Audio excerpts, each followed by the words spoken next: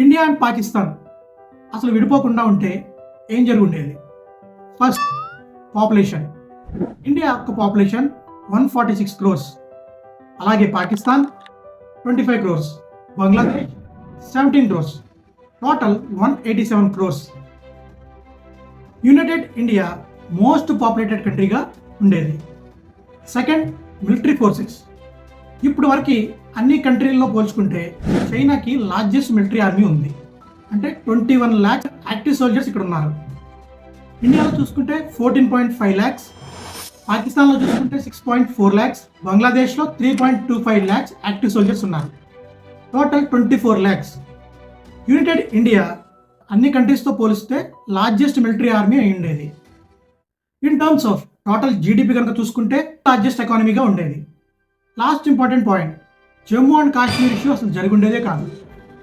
Article 370 remove చేసే టైంలో central government ఇప్పటి వరకు 9,000 కోట్లు ఈ Jammu and Kashmir security forces మీద ఉపయోగించామని తెలియజేశారు. India and Pakistan both sides millions of money అనేవి సేవ్ అయి ఉండేవి. ఏదైతే మనీ వీళ్ళు మిలిటరీ ఫోర్సెస్ మీద, వెపన్స్ మీద ఉపయోగించారో వాటికి బదులుగా education, health care centres, infrastructure మీద యూజ్ చేస్తుంటే ఇండియా అనేది చాలా డెవలప్ అయి ఉండేది. ఇప్పుడు అన్ని కంట్రీస్తో పోల్చుకుంటే ముందంజలో ఉండేది. వీడియో ఇన్ఫర్మేటివ్గా అనిపిస్తే లైక్ చేయండి. మరిన్ని ఇన్ఫర్మేటివ్ వీడియోస్ కోసం సబ్స్క్రైబ్ చేయడం మర్చిపోకండి.